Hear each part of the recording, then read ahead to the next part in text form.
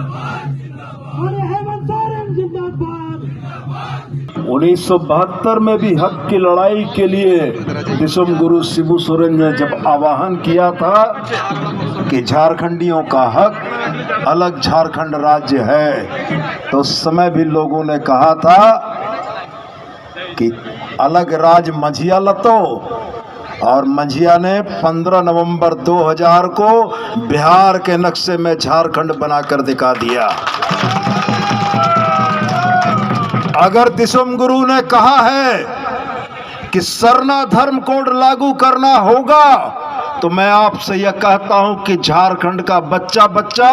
और देश का 12 करोड़ आदिवासी एक साथ आवाज बुलंद करेगा, सरना धर्म कोड लागू करना होगा, सरना धर्म कोड लागू करना होगा। तो साथियों, संघर्षों की बड़ी लंबी परंपरा, बलिदानों की अनगिनत कहानियां, जिन संघर्षों के बूते जब यह नारा लगता था कि अरे कैसे लोगे झारखंड, अरे चलेंगे झारखंड, अगर झारखंड नहीं मिला तो,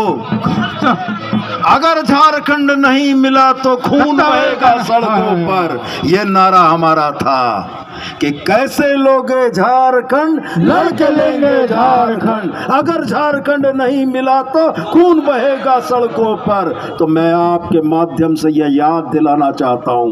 कि झारखंड मुक्ति मोर्चा वही है, झारखंड मुक्ति मोर्चा के सिपाही वही है, झारखंड मुक्ति मोर्चा के कार्यकर्ता वही है, और झारखंड की धरती भी वही है जिसने प्रतिरोध के माध्यम से अपने अधिकारों को लिया है। सरना धर्म कोड तो देना होगा। मैं आपके माध्यम से, इस मंच के माध्यम से दिल्ली से चल के आने वाले उन नेताओं से पूछना चाहता हूं, जब वो धरती आबा भगवान बिरसा मुंडा के चरणों में जाकर झुकते हैं, संथाल हुल के हमारे महानायक सिद्धू कानू के चरणों में जाकर झुकते हैं, लेकिन उनकी संतानों की इस जायज मांग कि सरना धर्म कोड लागू करो, इस पर वो अगर चुप रहते हैं, तो यह मानता हूं कि भारतीय जनता पार्टी के तमाम वो आदिवासी नेता नकली आदिवासी हैं और आदिवासियों के हितों से उनको कोई मतलब नहीं है। और आपके माध्यम से उनको ये कहना चाहता हूं कि भगवान बिरसा के चरणों में ढुकने का नाटक बंद करो, सिद्धू कानू के समाधि स्थल पर जाकर फूल चढ़ाने का नाटक बंद करो। अगर आप उनकी संतानों की जायज मांग, अपनी पहचान, अपने हक, अधिकार की मांग पर आप उनके साथ खड़े नहीं हो, तो मेरे नजर में आप नकली आदिवासी हो। जो आप आदिवासियों के नहीं हुए तो दुनिया में और किसके होगे। मेरी आवाज तीसरी तक भी पहुंचनी चाहिए, मेरी आवाज सरायकेला तक भी पहुंचनी चाहिए, भारतीय जनता पार्टी के उन नेताओं तक पहुंचनी चाहिए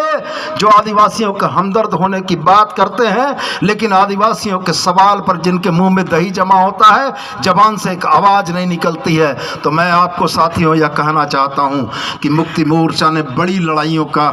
आगाज किया है और मुक्ति मोर्चा ने उन लड़ाइयों को अपने संघर्ष के बूते जीता है। मैं आज आपसे यह कहता हूं कि हमारे नेता दिसुम गुरु शिबू सोरेन, हमारे नेता हेमंत सोरेन ने अगर यह ठान लिया है कि इस देश के 12 करोड़ आदिवासियों का उसका हक मिले, और यह आवाज, ये मजबूत आवाज सबसे पहले झारखंड से और गिरिडीह से उठे, तो मैं आभारी हूं आज आपका कि आज आप इतनी बड़ी तादाद में सिर्फ धरना कार्यक्रम में आए हैं। राजनीतिक दलों को प्रदर्शन के लिए आदमी नहीं जुटते हैं, हम तो धरना कार्यक्रम में इतने लोगों को लेकर आते हैं। आप तमाम साथियों का बहुत बहुत धन्यवाद। और मैं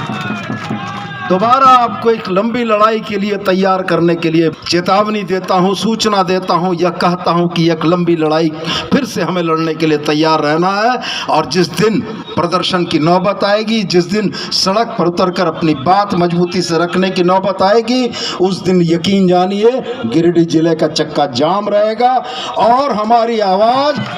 रांची के माध्यम से दिल्ली तक पहुंचेगी। लाइव लगातार के वीडियो को लाइक करें, सब्सक्राइब करें और बेल आइकन को दबाना न भूलें।